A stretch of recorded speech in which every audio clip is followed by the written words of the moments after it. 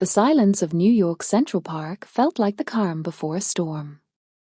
Ayesha, who had been working as a high-level protection officer for a top U.S. security agency for the past 3 years, was on a critical mission tonight. She was assigned to protect Mr. Anderson, a businessman carrying a digital file capable of shifting international politics. As evening shadows deepened, the rustle of trees whispered warnings in Ayesha's ears. She noticed Mr. Anderson heading toward his car, but suddenly, all the park lights went out. The darkness was so thick she couldn't see her own hand. Ayesha quickly pulled out her flashlight, but the beam revealed a horrific sight. Mr. Anderson was gone. His black diary lay on the ground, pierced by a dagger, with a message written in blood, "And no one is safe tonight." A heavy voice echoed behind her, "You've come too far, Ayesha." When she turned, her own senior officer and trainer, Mark, stood there. He held a silenced pistol, his face reflecting a cold ruthlessness Ayesha had never seen before. "Mark? You?" Ayesha's voice held more anger than shock. Mark laughed. "Money, Ayesha. Anderson's file is worth enough to sustain 7 generations of mine. You're just in the wrong place at the wrong time. Now, that file and your life are both mine." Mark fired, but Ayesha dived into the nearby thickets with lightning speed. The bullet hit a tree trunk. Knowing she couldn't face him in the open, she retreated toward the park's ancient stone caves and labyrinths. She was an expert at disappearing in the dark, and that was her greatest strength. While running, Ayesha flipped through the diary and found a hidden microchip. She realized Mark wasn't after Anderson, but this chip.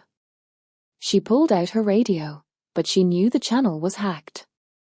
She used an old technique, Morse code. Using the power button of her flashlight, she flashed a specific pattern, hoping someone from the backup team outside the park would see it.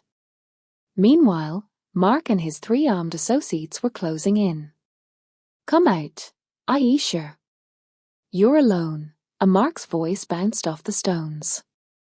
Ayesha threw a stone in the opposite direction.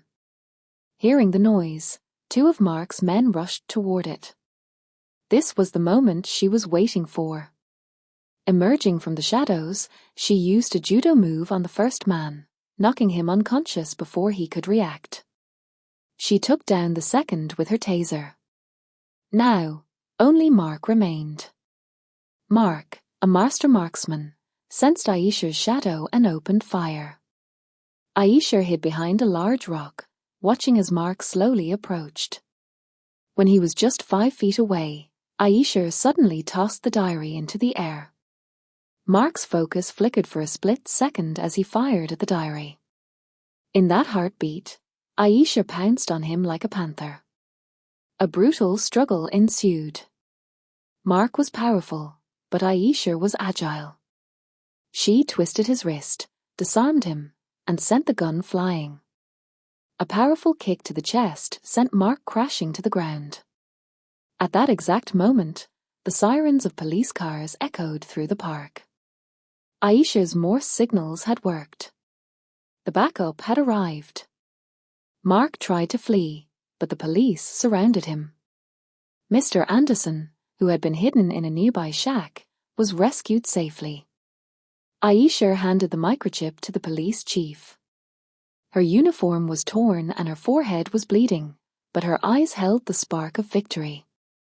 The next morning, the New York Times headline read, "The anonymous guardian of Central Park, the woman who foiled a global conspiracy." Ayesha straightened her uniform and headed toward her next mission, because for a guardian,